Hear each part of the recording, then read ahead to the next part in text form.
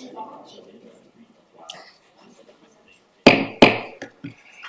afternoon. This is the Finance and Strategic Planning Committee meeting for Monday, June 17th, 2019.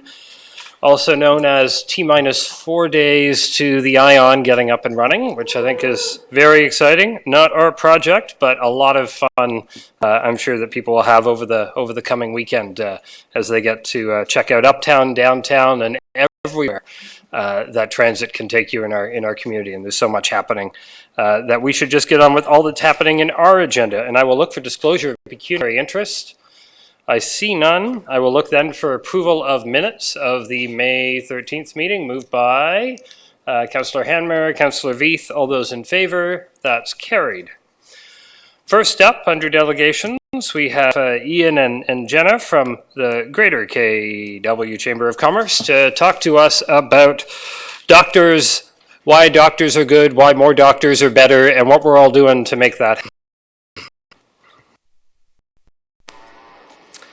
Well, good afternoon. I finally remember my, mostly fondly remember my time, 7 years on council and being in this chamber. And I remember one of the councillors always said that finance and strategic planning, that finance was fun.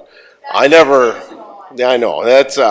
found it fun. But in any event, I'm glad to be here today. It does bring back many good memories of my days on city council here, and it's good to see some familiar faces and some new faces around the horseshoe. I just want to start by saying the chamber, and I in particular, really do value our close working relationship that we do have with the city of Waterloo, particularly on we'll talk about doctors in a moment, but on Connect the Corridor and bringing all-day two-way go here to Region of Waterloo and connecting to Toronto. The Immigration Partnership of Waterloo Region and what that means to bringing and engaging all of newcomers to our community, both in terms of settling, working, and belonging here in the community.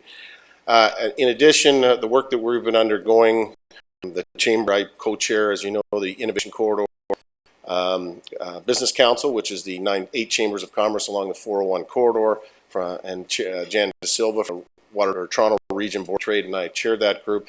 And we're working hard with all of our communities to understand the importance of the economic zone that is Toronto to Waterloo region. So we value the relationship we have with the city of Waterloo and that important work. In addition, your visible a presence and connection with the chamber and the events and the activities that we're doing is certainly recognized, not only by me and my staff, but by also from the business community as a whole. So we appreciate when many of you will come to different aspects or events that we hold. We do appreciate that. It sends a signal to the business community that we are working together. But today I wanted to give you an update on the Chamber's Healthcare Recruitment Council Physician Recruitment Program. With your generous support and those others and our corporate and municipal partners, the Chamber's Family Physician Recruitment Program is a broad community initiative for the betterment and well-being of Kitchener, Waterloo, and Woolwich. It's an important economic development initiative that serves our business community and the community as a whole, ensures that we have doctors, which is one of the main, it is a significant factor when we try to recruit and retain talent here in the region of Waterloo, is making sure that they have the health care that they need for themselves and their families when they need it, both in the hospital setting and medical facilities, but also in particular in having primary care here in the region of Waterloo, and in particular in Kitchener, Waterloo, and Woolwich. The Chamber's first family physician recruitment efforts began in 1998, just to get a little background, as a volunteer task force initiative to enhance primary care and make sure we were recruiting doctors. And as we started that in the first couple of years, we discovered that there was over 40,000 of our fellow citizens in Kitchener primary care, didn't have a family doctor. There's a lot of reasons for that. I won't go into all those details, but some of it had to do with the underserviced area designation that the province at the time had, but suffice it to say that our 2 cities and the township were being underserved. In 2006, after a number of years of doing this on a sort of as an ad hoc committee, we replaced it with the Chamber Chamber Healthcare Recruitment Resources Council with enhanced financial and human resources and a commitment on behalf of the Chamber to be the community's healthcare recruiter for family physicians. Since 1998, over 230 family physicians have been recruited through this program, and the number of people without a family physician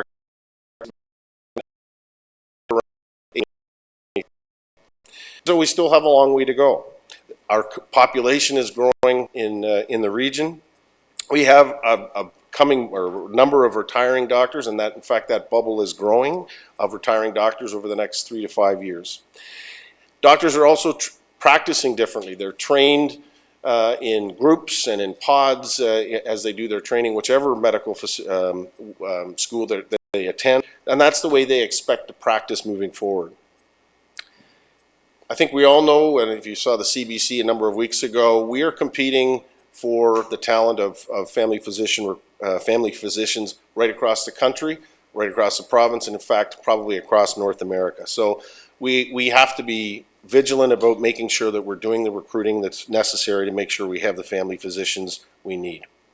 One of the prime activities that the Chamber does through this program is to have our annual family medicine resident weekend, or what we call our physician recruitment weekend. It's always the first weekend in November, and it's a key component of our recruitment initiative.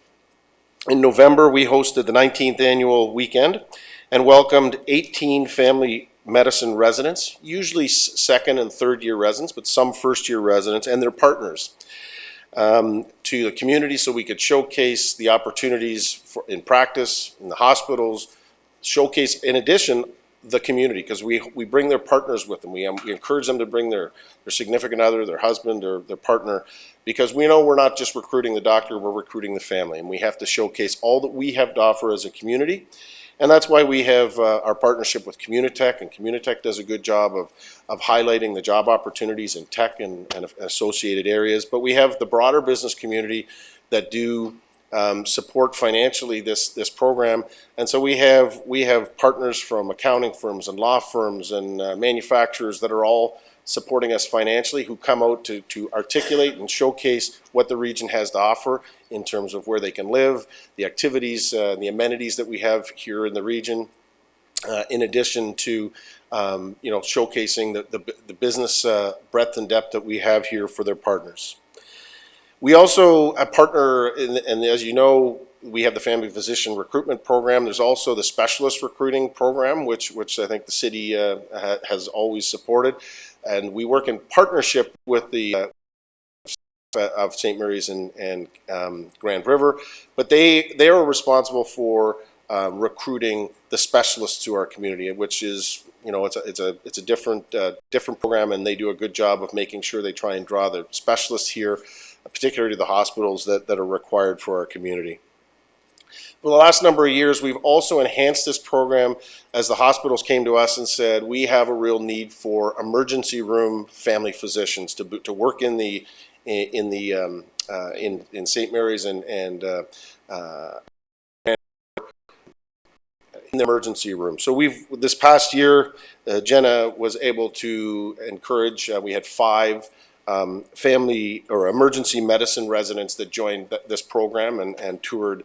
They had their own sort of subset of the program, but we toured 5 emergency medicine residents, which is incredibly important. We've seen some success with that. I think we had 3, Jenna, that came as a result of the program last year, and that's an important component of it. Our guests to the region visited the medical facilities, met and spoke with local family physicians about current practice opportunities, and along with their partners, they toured both our rural and urban communities and met with business and community leaders who spoke to the partners about employment opportunities for the partners. Our goal is to showcase Kitchener, Waterloo, and Woolwich as a great place to live and work. During their stay, we highlight our communities, the housing, the education, arts, culture, and everything in between. Through this weekend alone, we usually get 3 or 4 of our residents that tour to agree to come to the region just from that program alone. The reason we have sometimes first and sometimes second year residents is we want to socialize them to this as being an opportunity for them to come and practice when they're done, because not all of them will do any of their practice or their residencies here in the region of Waterloo. So we want to showcase that as they're going through their 2 or 3 years of education, that this is an opportunity for them and get them thinking about us as a destination of choice for them to set up their practice and raise their family.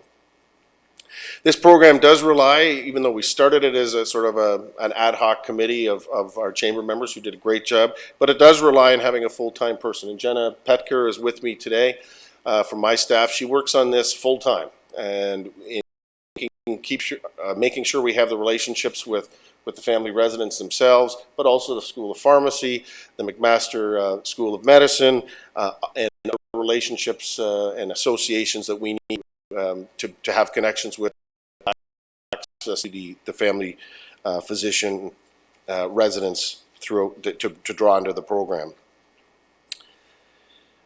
The formation, and I just as background, I think we as a community realize this was a problem and have increasingly seen success from this program. The creation of the McMaster Medical School and the Waterloo Region campus was a significant step forward, as was the School of Pharmacy, drawing a sense that we were a destination of choice for medical professionals. And there are now 28 first-year residents joining the 3-year undergraduate medical program that McMaster has. So great opportunity for us to be, for them to understand about the community and for us to keep that connection with them throughout the years. There are 8 first and second-year medical residents within the community training to be physicians in the KW Family Medicine Residency Program. This gives us a huge leg up and a real opportunity to be recruiting, not just in that year that they're finished, but all through their training. Though having the school here in town has significantly helped to recruit and retain local residents, it has not eliminated the physician shortage due to the number of factors. One being that we have quite a bubble of family physicians that are recruiting and have been retiring, and in the next 3 to 5 years we expect almost 25% of our family physicians to be retiring. So there is a bubble coming, and that's why this program is so essential for us to be replacing those retirees. In addition, many of the doctors that are retiring and coming to that retirement age will practice in a way that the new family physicians don't want to practice and won't practice. And that being in paper practices with 1 or 2, maybe 3 doctors. Most of the new family physicians want to practice almost in a pod style. Like for those of you that are in the Boardwalk or the medical center at the Boardwalk, where they have larger facilities, or Joe Lee's practice where there would be 10 or 15 doctors working together. So the patient loads and their ability to work in groups is something that they really value.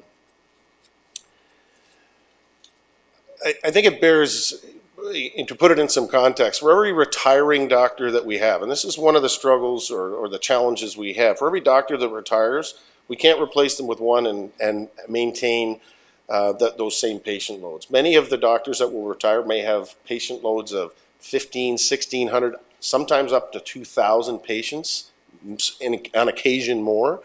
A new doctor that, even if you could get a doctor to take over a practice like that, they would want their patient load to be something closer to 1,000 to 1,200. So for every retiring doctor that we have, it takes at least a doctor and a half, or a family physician and a half, sometimes up to 2 to replace a doctor that retires. So we have real benefits here in the region of Waterloo. We're growing as a population.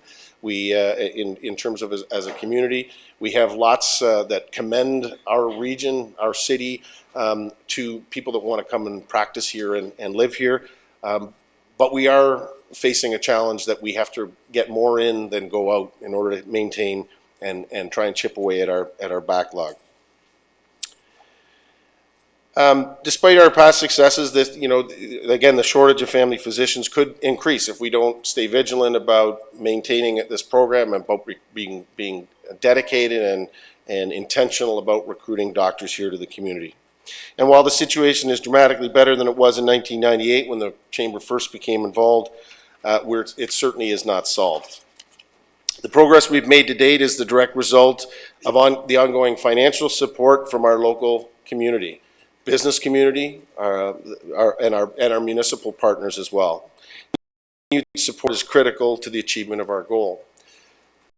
This would I have certainly always used the support that we get from the City of Waterloo, the City of Kitchener, and Woolwich Township, and I leverage that for the business community, saying that the municipalities know this is a problem, they're working with us, because our budget of somewhere in the order of $155,000-$60,000 to do all of the things we need to do, and the vast majority of that comes from our partners in the business community. They want to know that we're actively engaged with our municipalities. So thank you for your support, because it means a lot as this is a community initiative. It's not a chamber initiative. It's not a local or a municipality. It's all of us. It's all of us together. And so we want to thank you for your continued support for this important program. So one of the questions, and I'll take questions, but I thought I'd leave you with a couple of things. It's an evolving program, and so I would say, how can you help? Well, there's a couple of ways. Your continued support financially, obviously, is important to us, but also be individually. You're all very involved in the community and have opportunities to talk to various organizations or people in the community that I may not have the opportunity. Tell the story. Tell the story of the importance of family physicians, about what the chamber is doing, how they can get involved and support, because this is all of us working together. And I do encourage you, I know Mayor Dave's been there, a number of the councillors, we during our family physician weekend to come and meet some of these people. One of the things that you always hear is you've got 30 people and their spouses from various parts of the province. But we try and have some social opportunities where there's an hour or two to have a drink and some hors d'oeuvres. But the opportunity for our business community and our municipal leaders to talk to them about what the community means to them, about the activities that you support, about raising a family here. Those things are important to these. In many cases, they may study here, but they're not really connected in the fullest sense to the community. And so hearing those stories from leaders like yourselves, senior staff, others, is very helpful as well. So I want to, I'll stop there. I'm happy to answer any questions that you have on this or anything else related to the chamber. Thank you very much, Ian. Looking to council to see. There are people from all over the country. They're from Vancouver, they're from Calgary, they're from Ottawa, from the East. Many of them, maybe have lived in the United States. So getting them to understand what Kitchener-Waterloo is and what we have to offer is something that this program allows us to do.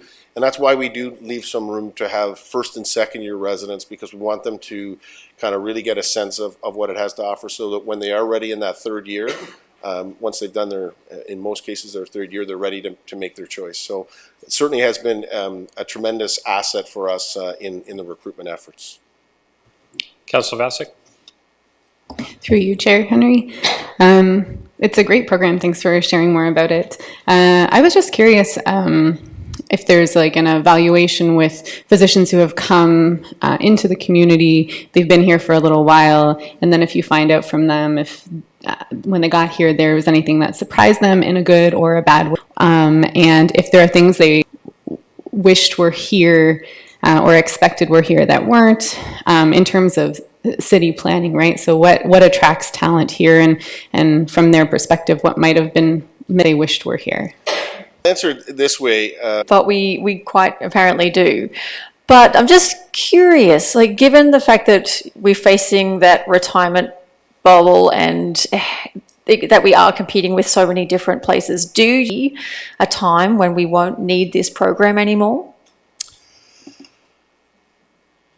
I had to do a full disclosure. I think when I started at the chamber almost 9 years ago now, I think our goal at the time was saying, with the backlog that we had, and that we were making some progress, that we thought within 5 to 7 years that we would hope that there would be an opportunity where we wouldn't have to do the program in the same way.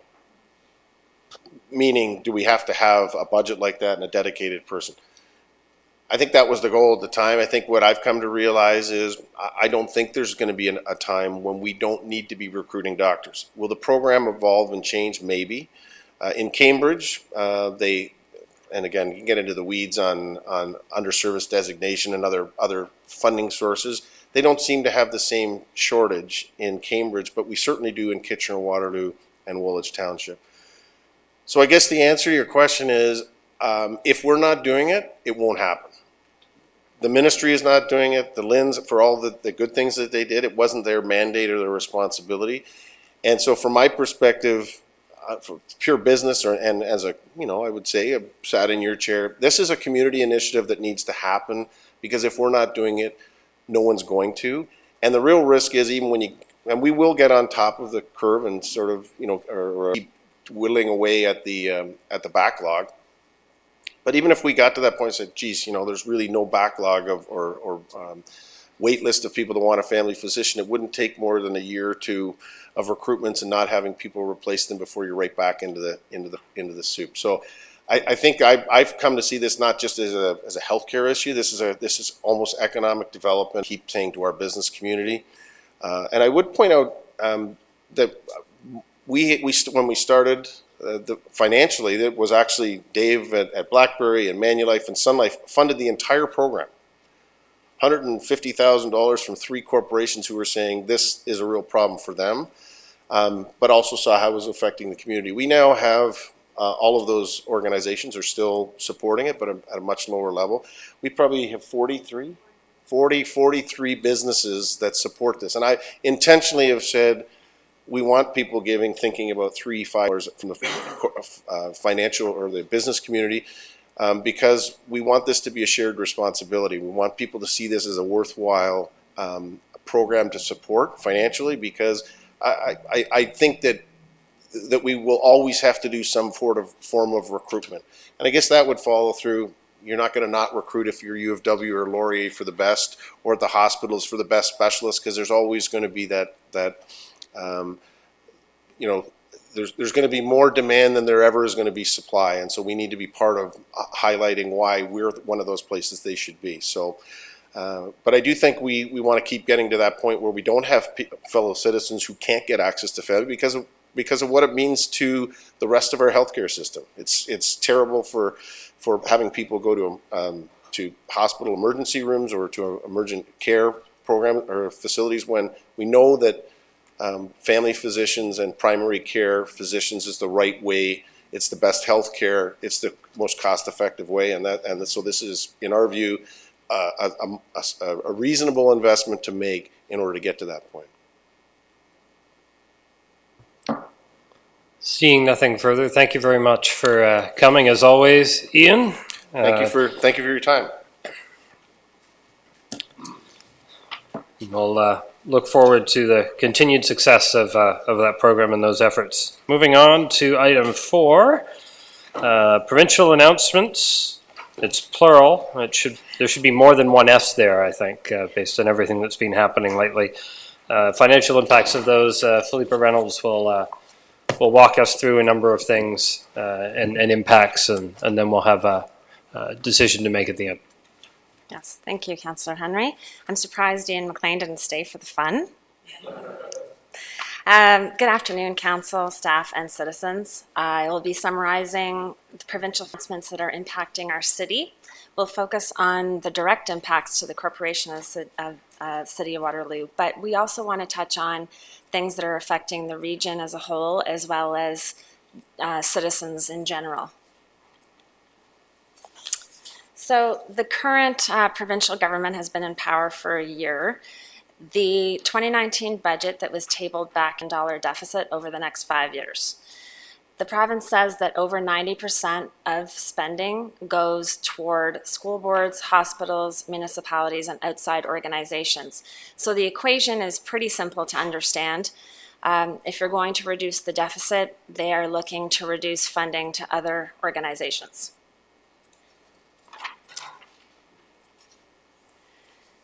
There have been several announcements made that impact the corporation of the City of Waterloo, as I mentioned. Bill 108, More Homes, More Choices, or More Choice Act received royal assent on June 6th.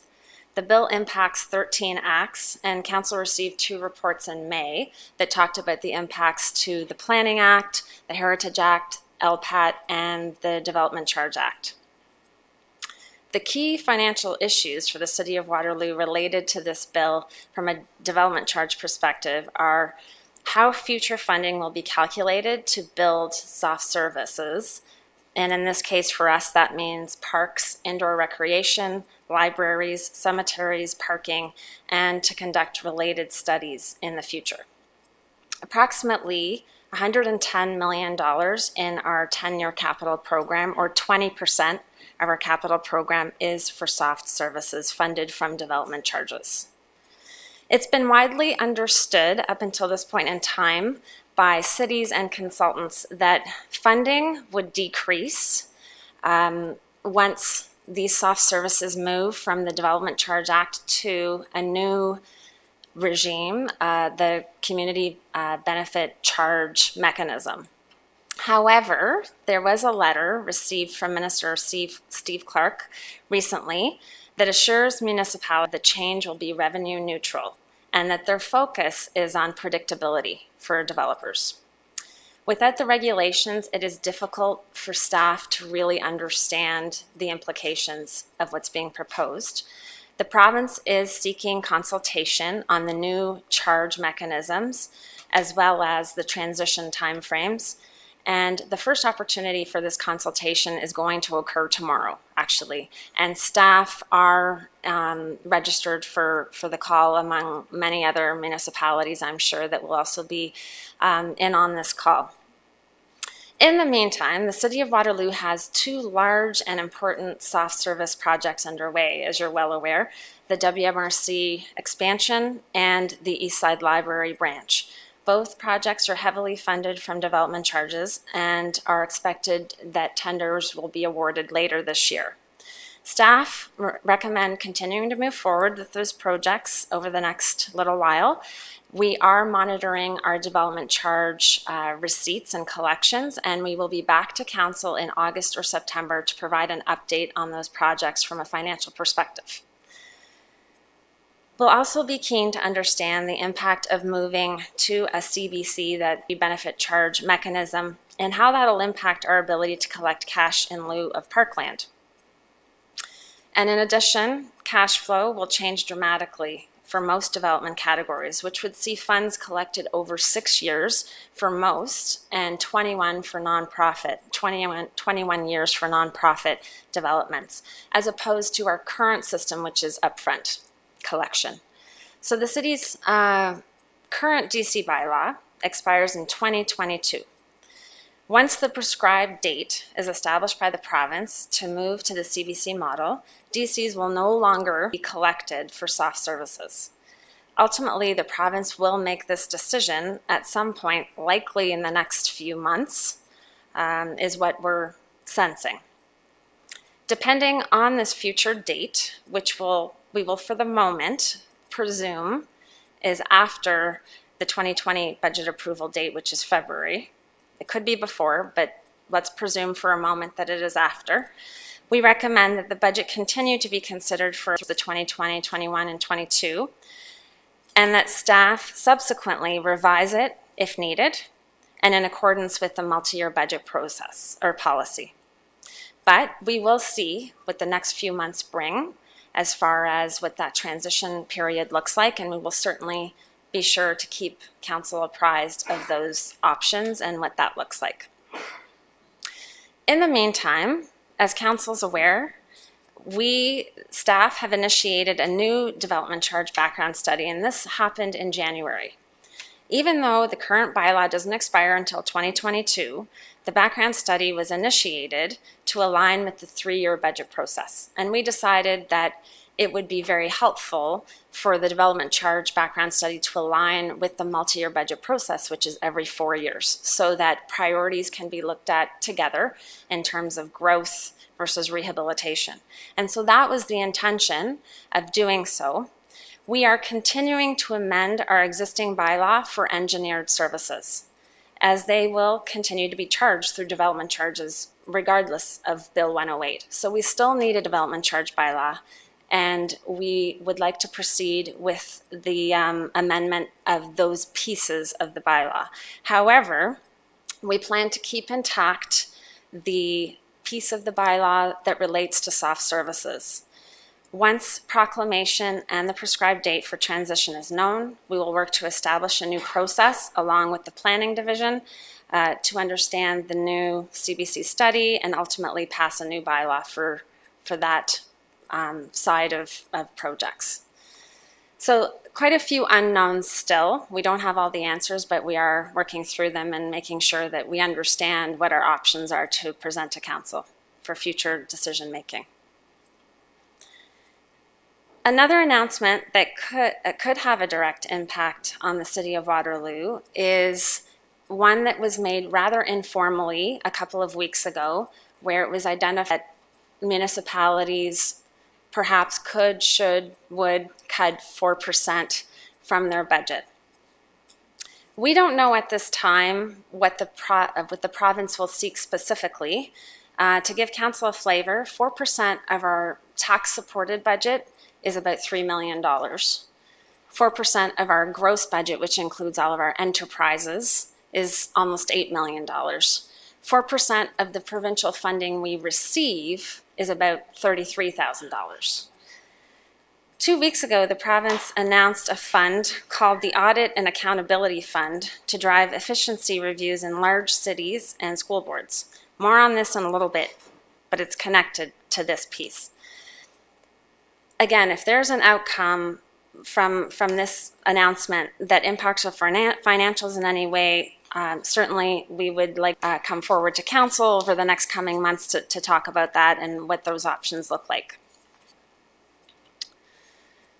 Waterloo's continuous improvement. As noted during each budget cycle, the City of Waterloo is committed to this improvement by way of efficiencies, including real-time savings, but also future cost avoidance, budget reductions, and capacity building, as well as adjustments or true-ups, as we've called them. And we also look for revenue opportunities that promote fairness and equity. In addition to reviewing and analyzing actual to budget variance 3 times annually on a line-by-line basis, staff review multi-year actual trends during budget preparation too. These actions result in sustainable budget changes to reduce the budget or provide capacity in the budget to address other priorities as they come up. Further, in April 2013, KPMG performed an organizational review, which was subsequently implemented. And then in 2018, another recalibration of the labor force was undertaken. In addition to these more corporate reviews, senior management also strategically selects areas for review. And a recent example of this, as council would be aware of, is the fleet review, which was conducted in 2018 within corporate services. And as you know, the implementation of those recommendations are occurring, but started with the 2019 budget.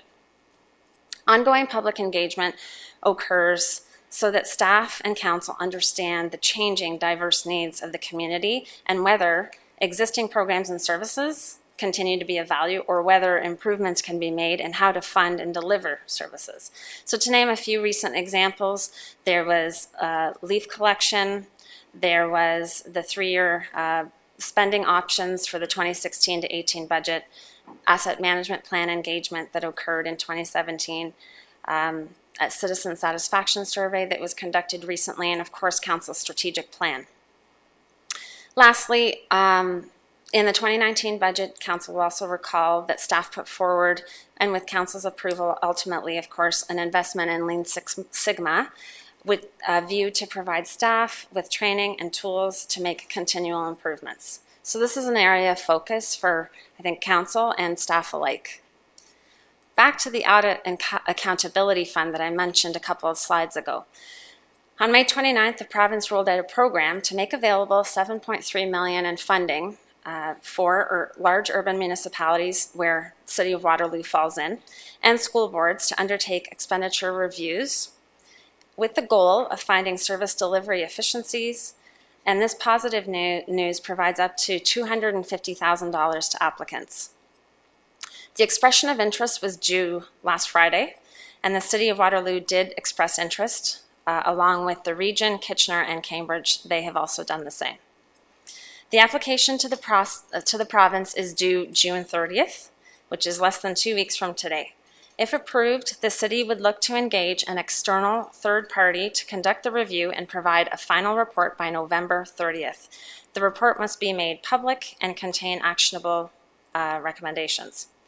Staff are looking to leverage vendors of record from the province to ensure that there's an efficient procurement process, as there is little runway between the approval of applications that are expected in July and the November 30th date. By the way, revenue generation and reduction to frontline services is not allowed as part of the review. So on that note, senior staff have been discussing and are proposing the Winter Control Modernization Review as our project of choice for this review. This review would methodically review processes, procedures, and policies, as well as performance metrics, to develop recommendations for service delivery improvements along with cost optimization. Some of the outcomes include route optimization for roads, trails, sidewalks, and parking lots, improved customer service experience and expectations, including resident communication and engagement strategies, eliminating non-value add activities, confirming shared service delivery approach within the region, recommending ultimately changes to policies, etc., with a focus on technology and improvements.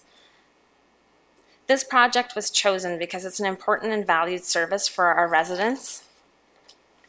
As validated by the Citizen Satisfaction Survey, where snow clearance was a top priority for satisfaction improvement, and certainly through conversations in Council strategic plan discussions over the last few months as well. By way of this presentation, and we can perhaps at the end come back to this, staff asked that Council consider the approval of the following resolution. That Council authorizes an Audit and Accountability Fund application for a City of Waterloo Winter Control Modernization Review. So pausing on that for a moment, I just wanted to spend a couple of slides talking to Council about some of the indirect impacts. And so this is, the region had noted their impacts to their council recently, with the most significant ones being to public health and children's services, as I'm sure you're all very aware.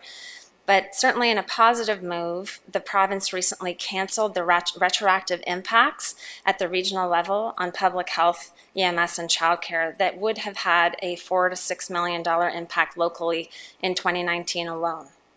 This was certainly, I'm sure, a welcome relief so that the region can take some time to plan for these reductions in 2020. They are also noting that there could be other announcements that may come, and they're monitoring those and just keeping an eye out for that. The balance of this presentation is more broad announcements just for your information. These are things that certainly could affect many members of the community and citizens within our community, so just an awareness. Education, certainly there's been quite a number of announcements, and with 2 universities and a college here, that's obviously likely touching many of the citizens within Waterloo. So there's some items identified there.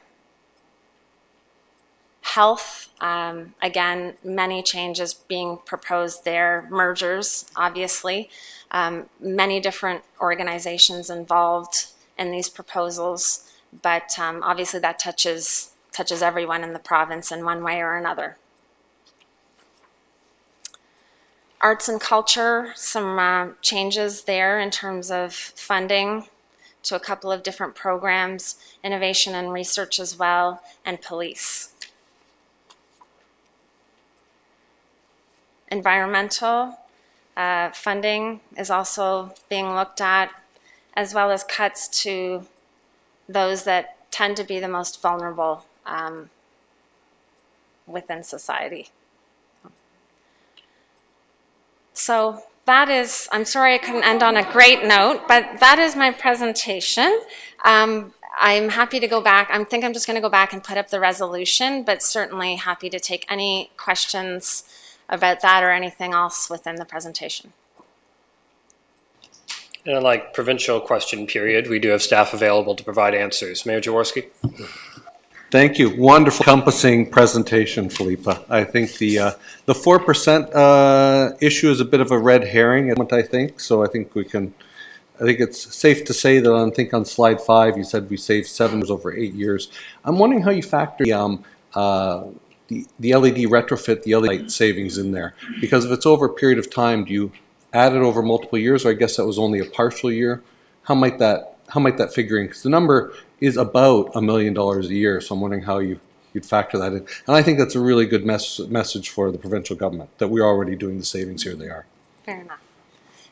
Yes, so I would say that it is a little short-sighted because it's like here and now as opposed to really looking forward, and we certainly achieved more savings than we had originally anticipated. So I agree. I think about $1 million a year, give or take, is about right. Okay. Thank you. I'd say some of that would have been included in Corp 14, yada, yada, yada, but not all of it yet because it hadn't yet been booked. So, but that was the last report we have on file where staff compiled all of the savings to date. So it's a conservative number. Yeah, but I think the point is, I'll go to Councillor Zisai. I think the point is well taken. If the province is looking for municipalities to make 4% reductions at the highest level to their gross budget over the last 8 years, we've done that. And if they're looking for us to undertake service reviews on a regular basis, we've done that and we're doing that. If they're looking for us to undertake line-by-line reviews, we do that every budget cycle. That's how we found the more than $7 million over the last 8 years.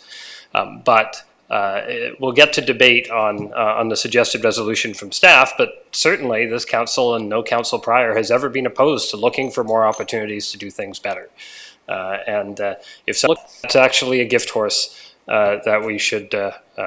I'm not sure how the expression ends, but something about gift horses and then taking them and then doing the stuff with them. But I had Councillor Vasic, you're good. Others?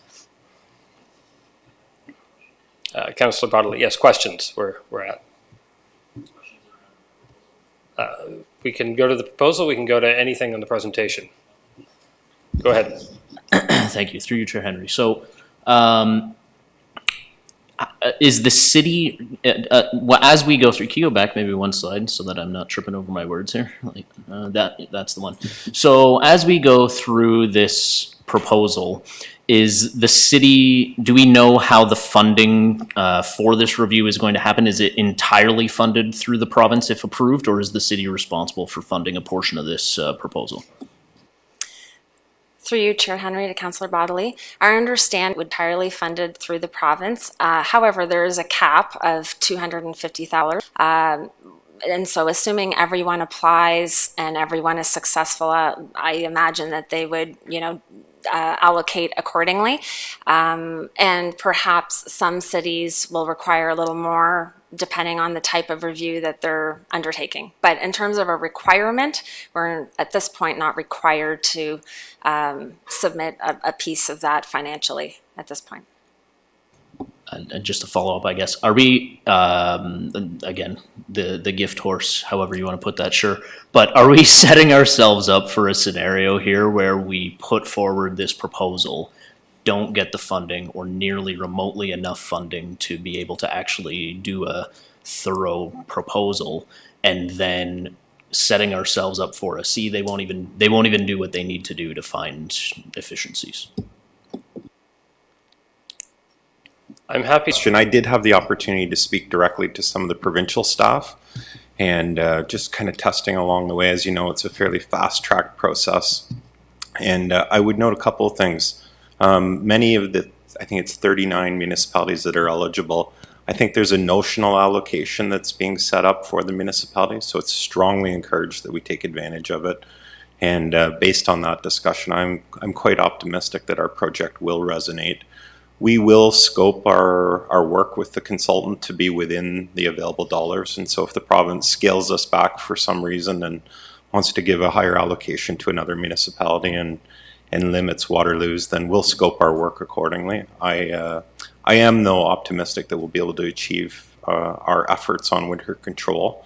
Then it is work useful for us as we move forward. It's just a matter of us budgeting when and how we would do it in the future. So it won't be lost.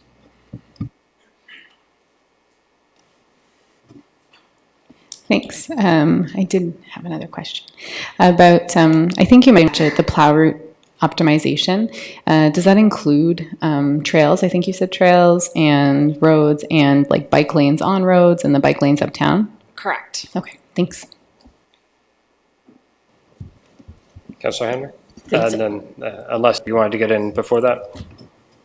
Through you, Chair Henry, and to answer the earlier question too, I was just looking at the process that we've received from the ministry. It requires us to submit the project cost timelines, the procurement document, project charters. They will be reviewing it and then executing a transfer payment agreement. So there will be some ability for the province to take a look at the scope of the project and probably say yay or nay. So at some point we will get an insight as to whether they are in agreement with the scope of the work that we're doing. There are requirements thereafter also in terms of a board. There must be specific recommendations. We'll have to see how that evolves. We will put it in the RFs of the requirements. But I just wanted to clarify to Council that there will be an agreement of transfer payment based on the proposal that we saw. Thank you. Through you, I'm not sure exactly who my question is posed to. It might be to Keshwar, or it could be to Tim. Often in the proposals coming from, or the requirements to submit the proposals, is there a sustainability requirement? Is there any language around that we have to include? I'll maybe start this, Henry, to Councillor Hanbury. I don't think that was a requirement in the terms of reference that the province has scoped out, and it's fairly limited. It's only a couple of pages. But certainly in our own internal work, when we were reflecting on control and the use of salt, that's been an area of focus for quite some time. And one that we'd like to just do a little bit of report card work. How are we doing on salt mitigation strategies? Is there some better solutions moving forward? So on the environmental side, I think we will be covered off our scope of work. A fiscal perspective on sustainability, I think that is the intent of the province, strongly proposal. Thank you. I think that is a key piece for us to make sure that we've got an eyesight on. It's one thing to do a review, and there's no way of being sustained comes out of that. So I appreciate the effort. Through you, Chair Henry, one quick question. Well, one note first. I'm sure the residents of Waterloo will be glad to know that the city is already thinking about next winter. We haven't even officially started summer yet, and you're already on it, so thank you. I see that this is looking at, is it a question of modernising processes already in place, or will city-cleared sidewalks be something that is considered as part of this review? Look to Mr. Rapp or Mr. Anderson, since I think we're getting into projects rather than operations rather than finance. I'm not saying you need to, I'm just curious as to... So maybe Chair Henry, I'll take that one too, and Mr. Dykstra might want to weigh in. I think we will be applying a lens of what we do currently and how do we improve kind of current conditions. The discussion on expanding our service response policies and procedure. It could be some outcome of the study work as the other jurisdictions and what's going on around us, but I think our primary intent will be to our current practices and how we might improve the technology with our fleet equipment, for example. Great, thank you. Through you, Chair Henry, looking specifically at the eligibility criteria from the province, a required result is a final report by party that provides specific and actions and improved efficiency. So it's because of what they're looking for. We may have a curve. This is what the province has set as eligibility criteria. Yeah, and that one certainly ends up being a spending more money, not a less money kind of thing. So efficiently spending more money, yes. There's lots of commentary I could try to give if I try to insert myself as if I were an MPP on all of that language, but I will save it for the bar or something, a setting that's more appropriate. So I think we've asked questions. I'll look for someone to move the resolution in front of us. I'll look for Mayor Jaworski, seconded by Councillor Bonagor. Questions or further comments from Council? Seeing none, all those in favour? That's all of us. Thank you for the work on that, and there'll be more, no doubt. Thank you. Next up, we have our consent motion. Anything from consent, or can someone move the consent motion? Moved by Councillor Hanmer, seconded by Councillor Veith. All those in favor? Those are carried. We do get grant money sometimes. That's always good to see. Next up is, this is the fun part that Ian McLean was talking about earlier. We have the 2018 consolidated financial statements. And we have Paul Hedinga and then our auditors to come forward and present the audit. Thank you, Chair Henry and Council. Yes, so we go from an opinion, which is good news, and we presented the statements to the Audit Committee, and they have recommended the statements for approval. Some of the key highlights, overall, the financial statements do show an improvement in our overall financial position. Revenue has exceeded budget in most large areas, and expenditures were within budget with the exception of amortization, which we do not budget for, therefore it's well in excess of budget. This is just a reconciliation from what we presented to Council in April on the operating surplus of 3.6 million and what shows in the audited statements of 15.3 million. So in essence, the reconciliation shows that the audited surplus includes additional items such as revenue collected for capital, for example, DC revenue, grants, and other items, so that we have revenue, but the expense, there is no expense, it's a capital item, it's on the balance sheet. Other non-cash items such as amortization impact the reconciliation, and revenue collected for debt repayment, again, is a revenue, but not an expense.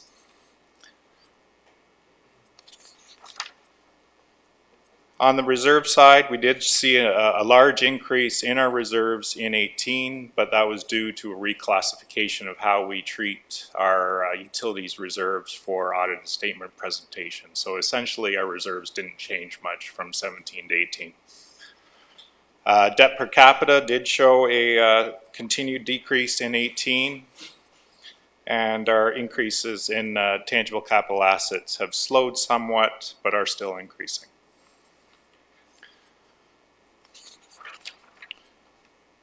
So this bar graph just shows the breakdown of our revenue. Most of our revenue is collected from taxation and user charges, and both those items are in excess of budget and in excess of the prior year amount.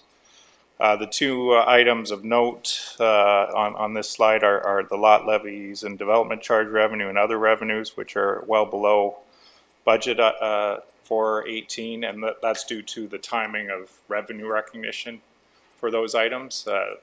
DCs especially, the revenue is not recognized until we actually expend the dollars related to it. So it sits as a deferred income until such time as we spend the money.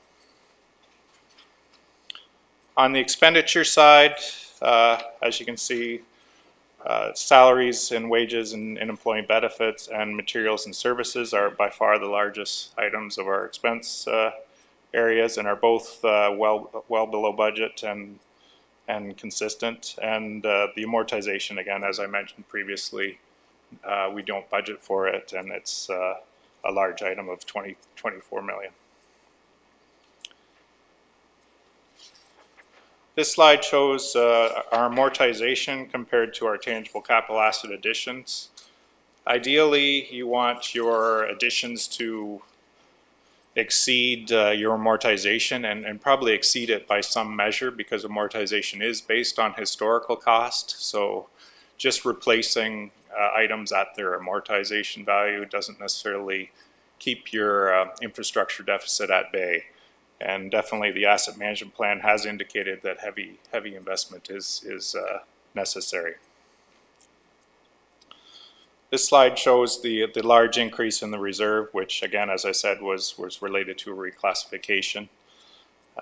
And then the asset management plan, if we start investing heavily in those assets, the reserves are expected to start declining. Debt per capita shows a continuation of almost a 10-year trend. Council has put in some fairly tight controls on the issuance of new debt, and we've seen that come to fruition, that over that 10-year period we have reduced debt by about $10 million. And it's going to take continued diligence. We still are above our target line, so we will continue to monitor that at the finance end. And finally, we do have a financial dashboard that is available on the website. It includes 13 measures, and we've tried to make it very simple and graphical in manner. We would definitely encourage councillors to review that, share it with constituents, and obviously if you have any questions to route those through me. But hopefully this jumps and opens it.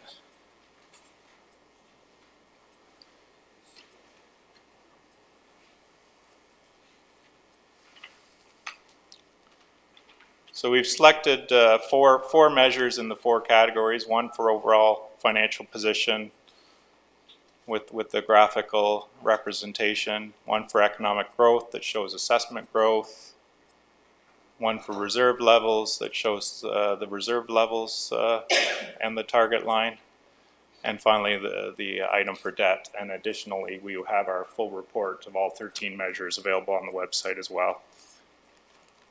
So that concludes my financial highlights section of the presentation. I'd like to introduce you to Tom and Brandon from KPMG. They'll say a few words, and I'll pop back to the podium if you have any further questions.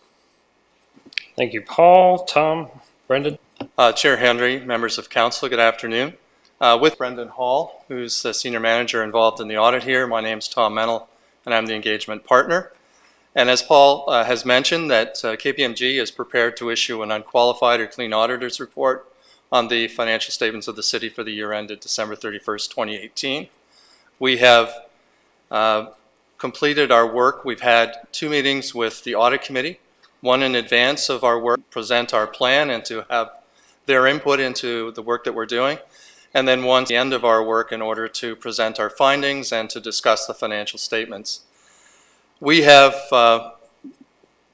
done work on the consolidated financial statements of the city. There are standalone audits that are done of the Waterloo, or the Uptown Waterloo BIA, Board of Management, and the Waterloo Public Library, and we have both of those governance bodies to discuss their financial statements.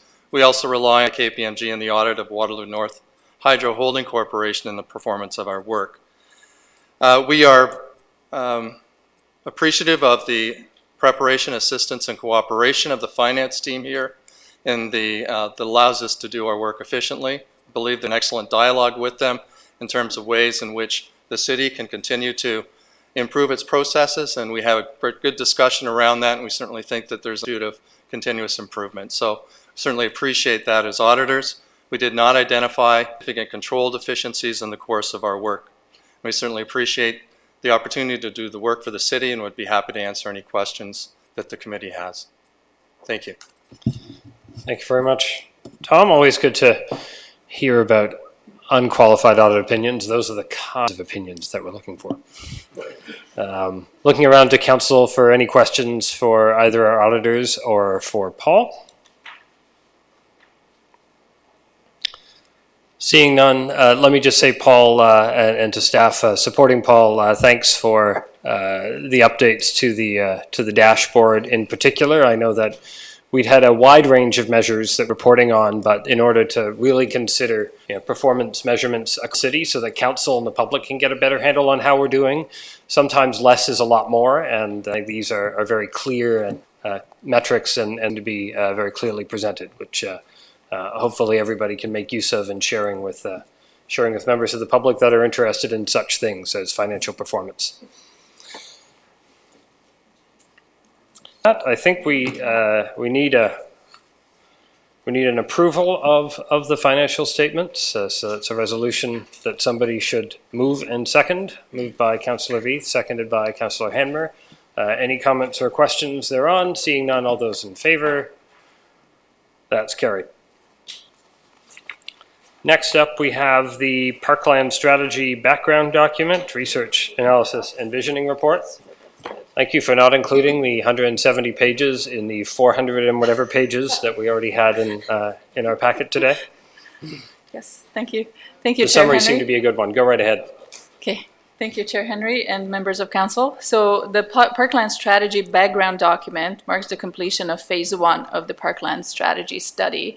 So it basically provides an overview of the city's existing park system. So it tells us what we have, how we manage what we have, who the users are, what they are saying, and provides some review on emerging trends and needs.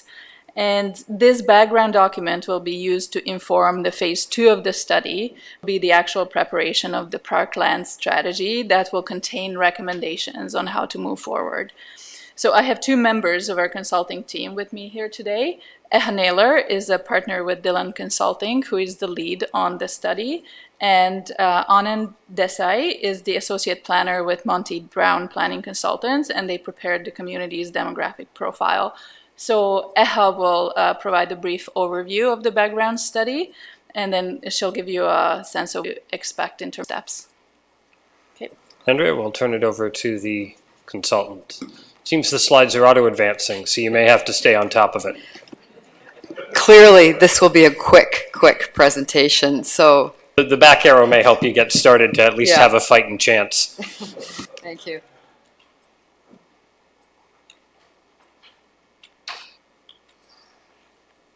There we go. Thank you very much, Chairman Henry and members of council. I promise to be brief. I understand you have a very full agenda.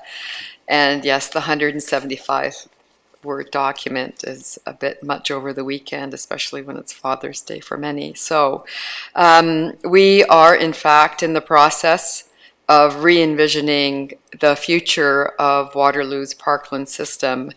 And we have assessed the existing and future parkland inventory against what we're projecting to be the needs. We're exploring new trends. We are aligning to your strategic plan, and we are looking to help guide the capital and operational funding for your parks going into the future. And this is really the conclusion of our first phase. We have been informed by all of your policies and existing plans, including the official plan, the strategic plan, neighborhood strategy, and all of the sports strategies that have come before this study. And we have worked closely with staff. They've really been partners in our work, and it's been a very collaborative process. There is good news. It's on this slide, and that is you should be assured that your parks and trails are well used. They're appropriately distributed. You have an impressive mature tree canopy, and much attention has been paid to your parks and trails in recent years. And you have an outdoor field sports strategy and an action sports strategy that's in place and is part of the basis for what's happening. With respect to the community profile, Anand Desai, who is my colleague here, prepared the profile with input from the staff, with current demographic information. So it is guiding what we're doing.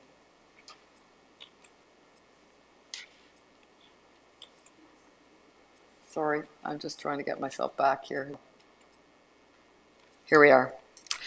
So there is population growth that is occurring here in the city.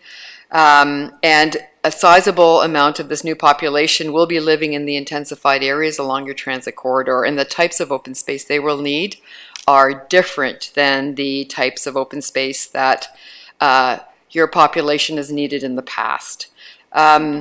You have a growing young population, they need more active choices. You have a growing aging population, they need different choices for recreation. And so we're absolutely looking at the facilities that both of these growing demographic groups need.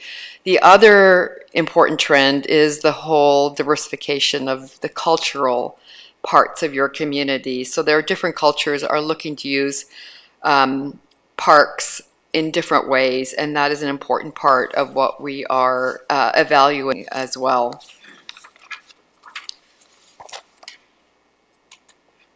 There we go. Now we're good. With respect to the trends and needs for parks, for example, there is definitely a need, because of the growth that you're experiencing, that there will be a need for additional parkland. And existing parkland will be upgraded. Different lifestyles in urban areas will demand a different style of park. They're no longer homes where people have private amenity areas where they can have a barbecue and their own backyards. They're looking for parks for different reasons. And it's time, we believe, to look at your parkland standards and also the types of classifications, ecologies you have for parks, and update those to best practices. We also are looking at have been evaluating and benchmarking your parkland provision standards, 3.15 hectares that's 1,000 persons. And it is a very generous provision standard when benchmarked against other municipalities of this size. And in our view, given Bill 108, you will have challenges meeting the standard going forward. And we're looking for ways to help you to achieve the same kinds of outcomes, potentially with some less space. And we are also looking at area-specific assessments in places that are really growing quickly, because it will be challenging to find a lot of open space, or enough open space perhaps, in those intensive corridors along transit.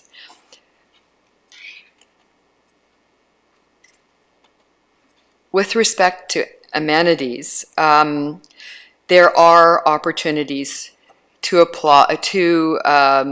provide for all ages, all physical abilities, and all demographics, and that is to address inclusivity and to address social equity, and that's something very important in your strategic plan, and we are aligning with that.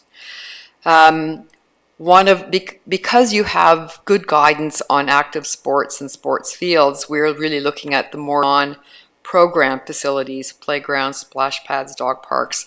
Those are facilities that have flexible uses, and those are amenities that are really becoming more in demand, and are requirements for community event spaces, for example, community gardens, for example, and community hubs. And there are currently no standards for provision for those types of facilities or policies necessarily for how you provide those. So that's something we are looking at in detail as well. With respect to your natural areas, they're very important, as you know, for our health and well-being, but also they're vulnerable because of climate change, urbanization, and pressure that public recreation puts on these areas. You do proactively manage your natural areas through policies and practices. You have policies for urban forest, operational programs, canopy monitoring, and bee city programs, all excellent programs. However, best practices suggest you probably should look at a comprehensive natural heritage strategy and an urban forest management plan that addresses invasive species management. Those are things moving forward that, as our climate becomes more complex, you need tools to be able to address protecting them. With respect to operations, there are great expectations for very high quality parks here, that your community really is asking for that. They enjoy what they have, but they're always looking for more. And you have a challenge. Aging facilities combined with these expectations are certainly straining your budgets. So we will in fact be addressing those issues as well. One should look at in budgeting, not life cycle costs into initial capital cost, and you need to consider climate change in these things. So we will be looking at the asset management plan and how this park strategy can inform your asset management plan on parks facilities, and looking to enhance operational efficiencies and the effectiveness of the various departments, including forestry and horticulture, and identifying, addressing the whole need for park maintenance standards so that there is criteria for different types of parks, and the application of operations is really fair across all of the various parts of the city. With respect to economic development and funding, we recognize that there are actually opportunities that parks present relative to tourism, strategies to enhance tourism, and there are major draws here. Waterloo Park and Uptown Waterloo Public Square are those that do encourage tourism and help spread the kind of the Waterloo's reputation and some tourism dollars into the city. So that's one aspect that we will be looking at. Another is a 10-year financial plan addressing short-term, medium-term, and long-term priorities, but also looking at them relative to the type of funding and the level of funding you want to apply. And are you going to continue with funding the way you have in the past? Are you looking to update some of those policies, or are you benchmarking to best practices? Each of those has a different cost. And although we have not done the analysis yet on the impacts of Bill 108, and Ms. Reynolds did an excellent presentation today, I think her words should be considered, but my intuition is it's not good when it comes to parkland. So those are things moving forward we too will have to look at. With respect to consultation, we had a very robust and frankly terrific consultation process. You can see on the slides a lot of people provided input and surveys. We met with staff, pop-ups, individual intercept surveys, and it was quite interesting, but I think to see what the community was looking for. Generally, people are satisfied with their parks. However, they are looking for improvements, and those include shade, natural trails, more water in the parks, washrooms, vegetation management, the natural areas along the edges of trails, for example, and other kinds of amenities that a growing community is always looking for. Just to give you a snapshot of what kinds of improvements were identified: play spaces for all ages and abilities, and that speaks to the issue of inclusivity and social equity. Opportunities for shade. Our climate is changing and it's getting warmer, so it's shade and water. Those are reoccurring. Comfort amenities, so hydration stations, seating, washrooms. Improving the maintenance of parks, and specifically to make sure that they remain functional and safe. There's a whole liability issue that one has to be always mindful of. We're looking to improve wayfinding. If there isn't a park nearby, you need to get to a park really easily, and that needs to activate more parks. So providing potentially Wi-Fi, multi-season programming, maybe food and beverage in some of the more urban and actively used parks. Increasing information and education, particularly in the natural areas where you can actually help to communicate the value of your open spaces and have more of a didactic environment. Encouraging community involvement and sense of place, which is really enhancing the neighborhood engagement in parks or adopt a park, and then expanding and managing the natural park spaces to become more resilient. We are here today to receive your feedback and your comments. We will be developing recommendations for the draft parkland strategy, park policy, strategic plan, input, a park service plan, and a financial plan. Those are the products coming in this next phase. We will continue with consultation, including several public information centers, continuing dialogue with staff and with council, and then we'll do a presentation prior to the final reporting. And that concludes my presentation. Thank you very much. Thank you very much. Ms. Aller, looking for questions slash feedback from members of council. Councillor Veith. Through you, Chair Henry. Thank you for the report. I enjoyed reading the strategy. There's so much in there. One question about the public information centers. Will that be general city events, or will you take it to the community centers, for instance, or to the parks? We do plan on having all of the information centers in the community centers or within the parks. It depends on the time of year. If we can manage to do it when the season's warm, we had some fantastic feedback when we were at different events that when we partnered with different events. So we would certainly do it in community centers. I think that's where the folks are. That's where we'd like to be. Okay, I think for me, two big things for my ward are outdoor activities for adults, like outdoor, like is it Victoria Park? One of the, in Kitchener, the neighborhood fundraised for outdoor exercise equipment. And that's been something people in Mon asking for a long time. So that's something I'd kind of like to see. And pickleball courts too, outdoor. And the other one is the crime prevention through environmental design is another really important piece for me. And I really liked seeing all the photos of Heasley Park in the document. So anyway, thank you and good luck. There was certainly some great community building around some of the rehab in Heasley Park a number of years ago. Mayor? Thank you, through the chair. Certainly well on the right track. You gave one metric, about 3.5 acres per 100 or 1,000 residents. And I'm just wondering, how do you look at any other parameters like proximity to park, or do you score a park, like to give it a score? And just wondering how you also treat school grounds, if at all. So in the assessment, it's 3 pointers per 1,000 residents, and that is just an overarching number relative to the population and the number the amount of park. You also do have open spaces which are categorized differently. So there are a number into that.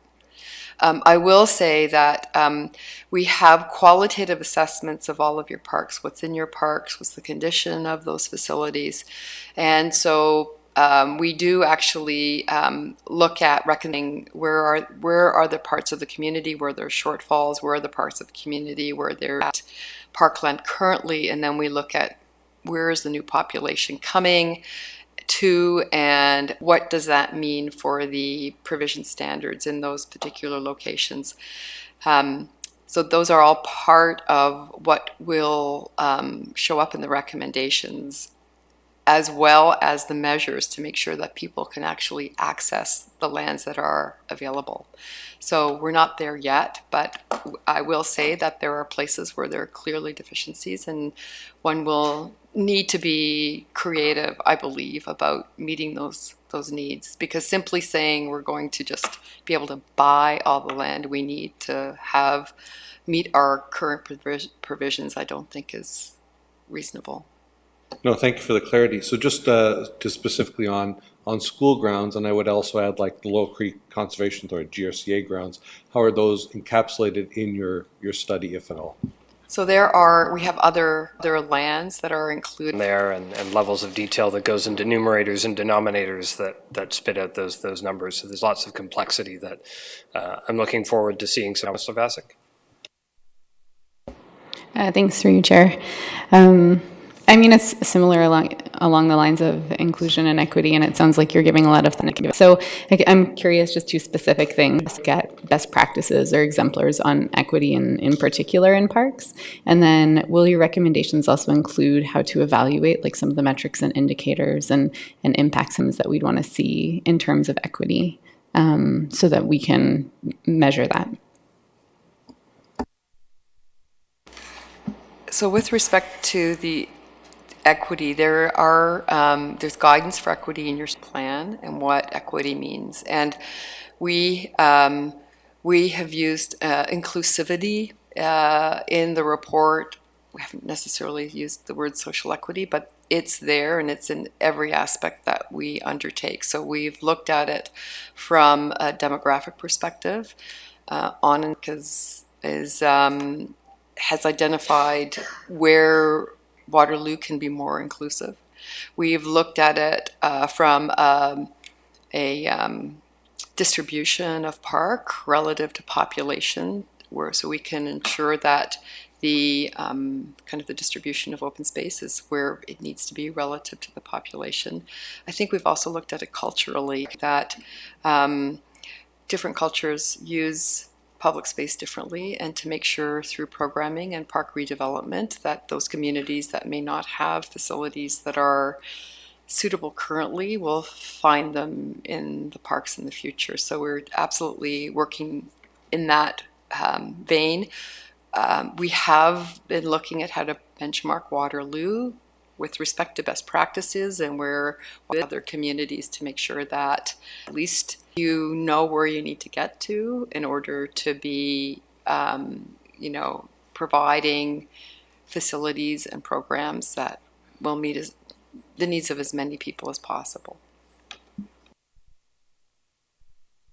Thanks so much. That's great. And something else that I've been thinking about, is just around like our implicit biases or unconscious biases around people of color. And so one of the things that I worry about is, not worry exactly, but wonder how do we use our public spaces and outdoor spaces to build bridges between people who might see two black guys walking down the park and be scared for their children. And just those are kind of like long-standing, deep-seated biases. So is there a way that in a parkland strategy or through place making or wayfinding efforts or neighborhood strategy that we can think about that and we can work to address that in a strategy like this?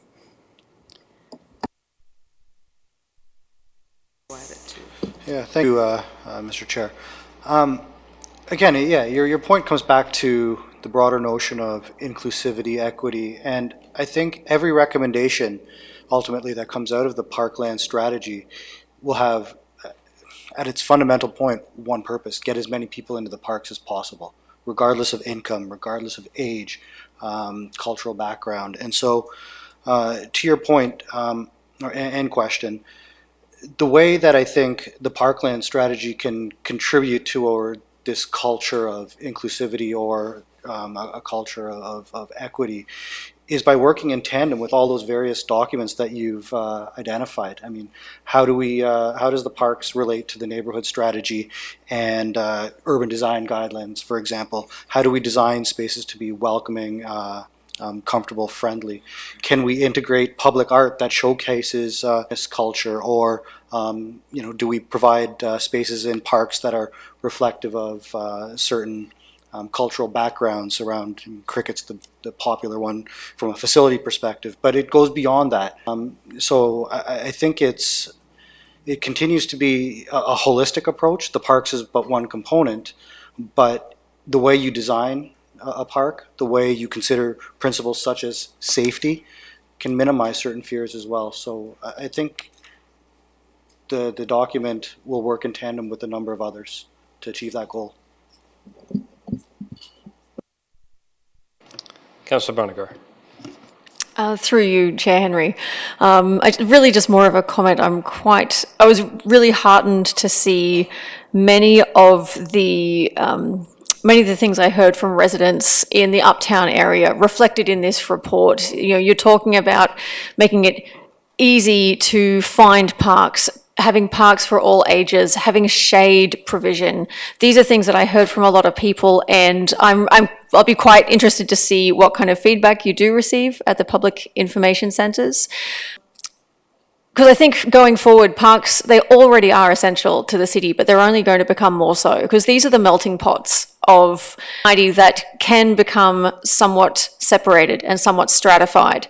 So I'm really heartened that you're already doing these things and you're factoring that into the process going forward. So please keep going.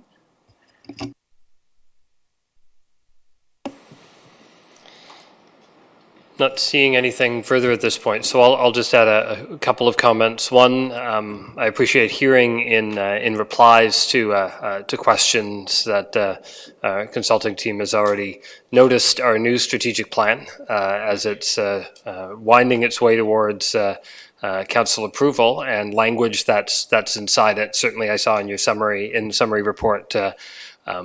An initial thought about a vision for the Parkline strategy that was well tuned to the last strategic plan, but will need to be well tuned to this strategic plan, and the language is different. So, but I think as my colleagues have identified in the large background report you got, you're already fairly close to a lot of the language that we're heading towards, and in Q&A, very keen and attentive to the area, keen and attentive to. So, so I appreciate all of that, and I noted with interest as I was able to get through some more of the background document that when we're comparing ourselves and our standards to our peers, we have been reaching for the sun, the moon, and the stars, and some of our peers have not been.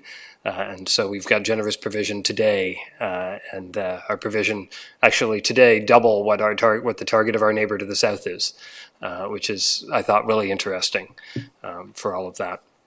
And I'll just conclude by saying I appreciate the focus on equity and thoughts around distribution. I know there's many parts of my ward, the more socially and economically diverse parts of my ward, that are very underserviced and have come out as the only planning districts where we're zero rather than something is the number, and the only area where when you do the 800 meter mapping has gaps where there's absolutely no coverage for 800 meters. So appreciate the principles can allow us to prioritize those that find it more difficult to travel to our large parks across the city and need something much closer, much faster than maybe some other places. So with Councillor Freeman. Sorry, that just reminded me what you said. One of the things that stood out for me too when I was reading the report was just talking about things like having benches in they don't have to be in large formalized parks. So for example, just the other week, we removed a bench that overlooked Yarmouth Pond because it was being vandalized. But I got a call from somebody who has and that's their only bench that they can sit on to get to and look over the pond. And so I think that when we start looking at green spaces, there'll be value in considering those, what I'm going to call really, really micro spaces. Because I know that last year too, in and around Eastbridge, near the seniors' residence at Park Home, they asked for another bench on the pathway. It was just like this little patch of green where they could look towards the stormwater pond. And I think that those are opportunities too, to think a little differently about some of these really small spaces and used. And if people are walking, that can be, for some people, a half a block walk is all they can do, right? So. Sorry, through you, Chair Henry. I just confirmed that we removed the bench in Yarmouth, and it is part of the redesign process that there will be a new little sitting area there, and as well as at Eastbridge. Yeah. Yeah, and sorry if I may, through you, Chair, it comes back the point to the equity as well. Through the consultations, what we heard, traditionally, I think, or historically, people have focused on parks and outdoor recreation from a facility perspective, sport fields or places for organized sport. And while that was being important through this process, as Ms. Naylor spoke to earlier, some of the strongest sentiments came around comfort features. So these spaces within parks that aren't necessarily for sports, it was more for parks for all, again, I suppose. So while we have an active recreational focus on them, I think it bears noting as you view the document moving forward, as part of the park strategy, people are looking for different ways of being outdoors and engaging in the outdoors, and whether that's simple comfort and rest areas to other informal areas, whether it's walking trails or within parks and connected to a broader system. Sorry. Use really for relaxation and enjoyment, but also for events. So whether it's a bit of cultural programming in a park, nothing formal, but something flexible that occurs, you know, at particular milestone times. And they're looking for a variety of just make the experience of being in a park a little bit more pleasurable. It could stay a little longer, and it has to be inclusive for family. And if parks are family friendly, then they work for everybody. Because if you're comfortable bringing your children to a park, then that park is successful, because the issue of that unconscious bias that you raised earlier, that one's been dealt with. And you'll notice that parks that are really popular have a lot of family use in them because people feel safe there. And finally, Councillor Freeman. Sorry, I just remember something. Last year when I was at the Making Cities Livable conference, there was a presenter that's part of an organization in Canada around invisible disabilities, and it talks about how far from, say, a parking lot, or how far from a sidewalk, or how far from, I'm going to say a park feature that some people are actually able to walk, and without having a 2 or 3 day recovery. And I found her information really fascinating, and Louise Lee and myself and Chris Dedman were all there. And this lady was willing to do audits, like do an audit for the city at no charge, because she's trying to get cities and municipalities these audits and start having that conversation around invisible disabilities. And so I just thought I'd throw that out to you, because there might be, because the mayor was asking about square footage of park per person, but sometimes I think that it's access to a green space based on someone's physical ability to get there. And so I don't know, I'm not sure how relevant it is, but if either I can get you the data, or Chris Dedman or Louise Finley can get you the data, but this might be a good integration of that thought process. Seeing nods and acknowledgement. So with that, I think we've got a recommendation to receive the report at this stage. I'll look for a mover of that. Councillor Freeman, seconded by Councillor Vassic. All those in favour? That's carried. Back to the fun part of finance, a 2018 year-end capital report presentation by Kim Rager.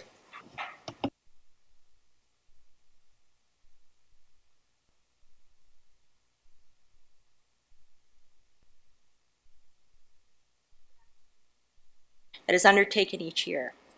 We also have a written report that accompanies the pamphlet, which is in your council packet today. From road reconstruction, streetscape improvements, pond retrofits to work on our trails and parks and city facilities, the scope of the city's capital work is large and varied. And a big thank you to Tony Ivaroni and his communications team, Janice Works and Kat Mills, for pulling together this great document. Without further ado, I will take you through a brief walkthrough of the capital pamphlet, which is located on the city's website. So page 1 from the report, the total capital budget from 2018 to 2026 was $451 million. The city manages $1.15 billion of tangible capital assets, from our roads, water systems, to our facilities. Page 2 is a list of the city's 6 priorities from the 2018 strategic plan, and is provided to help inform the city's capital investment choices. Page 3, the 2018 budget was $121 million, and the 2019 to 2026 forecast was $330 million, for the total envelope of $451 we talked about. While all strategic priorities are important, the infrastructure renewal piece dominates the budget. Page 4, our capital budgets are funded from our reserves and our reserve funds, and the largest contributor to our funding is development charges from the chart. The tax-based reserves such as CURF and CRF are a source of funding, and both account for nearly 60% of all reserve funding. Moving on to our actual results for the year, the city had 344 active projects in 2018, $39.3 million was spent, 84% of those projects were considered on track, and 16% of the projects had revisions to budget or timelines with that rationale. The largest for revision status was the third-party delay. Pages 6 and 7, what we're doing is taking a look at spending by strategic priority, highlights some of the projects that are undertaken in 2018. So again, the work across the city is very varied. The trails, we have the Trans-Canada Trail through Waterloo Park, streetscape improvements, we have the thematic lighting in the uptown, road reconstruction, Columbia Street widening project, and the Dale Crescent to Carlaw Road reconstruction, park upgrades such as to the Mary Allen Park, and facility rehabilitation, such as the main library and the finishing of the Canadian Clay and Glass Museum. And the final part of the report are key highlights from the 2018 capital report. It just goes into a deeper dive of some of the projects that were undertaken. So just a few examples. The city contributing $300,000 to the Hospice of Waterloo Region. And the project is the first of its kind in the region, serving a hub for palliative service in our community. Then there's the Trail and Bikeway Master Plan.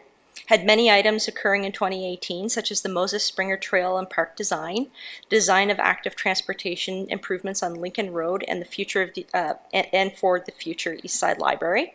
And working in partnership with the region to deliver the construction of multi-use trails on King Street north-south of Conestoga Mall. And the other large was road reconstruction citywide. 11.3 million of the 39.3 million, or 29%, was devoted to roads. And one of the major road projects was the Columbia Street widening project. Columbia Street was fully open to 4 lanes for public use between Fisher-Hallman Road and Erbsville Road in the summer of 2018. So that's just a very brief overview of the capital pamphlet, and more details and more analysis are in the actual written report. Thank you very much for the overview, Kim. I appreciate communications and helping to tell a complex story, particularly with 344 active projects under the way. A lot about the work that our staff are doing day to day when folks wonder. It's a lot of project management to be able to deliver stuff to folks in the city. Questions for Kim? I see thumbs. Any correct direction from the mayor? Councillor Bonagor? Through you, Chair Henry. I have a very small question. It's more just me trying to understand this in full, and it might be in the weeds, so I direct it to any staff who wish to answer. In the top 10 projects by expenditure, there's 1.2 million on corporate space planning. What does that mean? Well, corporate space planning is reorganization of on this report. It's a good one. I look to seeing the results in future years as well of the cash flowing exercise to see optimized timing in an effective way. As soon as Doug has some bandwidth to actually work on our priorities rather than his, I think that will be helpful. So this is another one to receive. Motion to receive from Councillor Hanmer, Councillor Veith. All those in favour, consider it received. Thank you very much. I get to turn a page. This is great. Okay. Corporate Climate Adaptation Plan. Robin, you're back. I'm back. And this time with a final adaptation plan that we're seeking council approval or endorsement on this afternoon. So as a quick recap in terms of how we got to this point in time, I know it was just a month and a bit ago that we went through this, so I'm going to make this as quick as possible. But ultimately, this whole process started with a council-approved terms of reference that set both the scope and the approach we were going to take to the adaptation planning. And that scope was focused on the assets, operations, and services that the city's responsible for. And it relied on an approach that used what's known as the BARC framework and an adaptation working group that was made up of 12 different divisions across the city. So one of the first tasks of that working group was to identify the impacts of climate change on the city's assets, operations, and services. That group ultimately came up with 46 impacts, and those 46 impacts were then put through a vulnerability assessment that looked at sensitivity and adaptive capacity. And of those 46 impacts, 28 ranked with a medium or high vulnerability. So they were then put forward to a risk assessment process. And it was through that risk assessment that we looked at both likelihood and consequence. And so collectively between that vulnerability and risk assessment process, we identified 11 priority impacts. And those 11 priority impacts were moved forward to action planning. To help with action planning, we set a vision, and a set of principles, and a set of goals, and then ultimately developed 37 actions that would address those goals, as well as the 11 priority impacts. We then developed the draft plan, which was mid-May or so, or early May, I think, when it was tabled at council, and then went out and did community engagement. So we did 4 pop-up events, as well as had Engage Waterloo content. And ultimately, the feedback we got from the community was that, or their feedback served to validate the core components of the plan, and it enabled us to finalize the plan so we could come back today. So what's changed since you last saw it? 4 key things. The first of which is that we've added some wording about exploring integrated solutions where there's joint capacity, interests, and jurisdiction with the region, but that would also follow suit with City of Kitchener or whatnot. Added some wording to try and clarify the intent behind identifying opportunities related to climate change. We added the summary about the community engagement program, as well as a more detailed appendix, and it details what we heard and how many we heard from. And then we also added or built upon to clarify or beef up the descriptions that are assigned to all of the actions that are set out in the implementation schedule of the plan. So where does that leave us? Should council endorse the plan today, focus will shift to implementation. So more specifically, this means divisions will incorporate the actions into their business plans, budgets, and work plans as appropriate. It also, as set out in the plan, staff would report back, it's anticipated every 2 years, on the status of the plan, and also review the plan every 5 years to update it as necessary. I think the point I'll leave you with, or I'll end this presentation with, is since adaptation is a process and not a state or an end goal, this is certainly not the last time you'll hear from staff on this topic. So I'll end it there. Yeah, no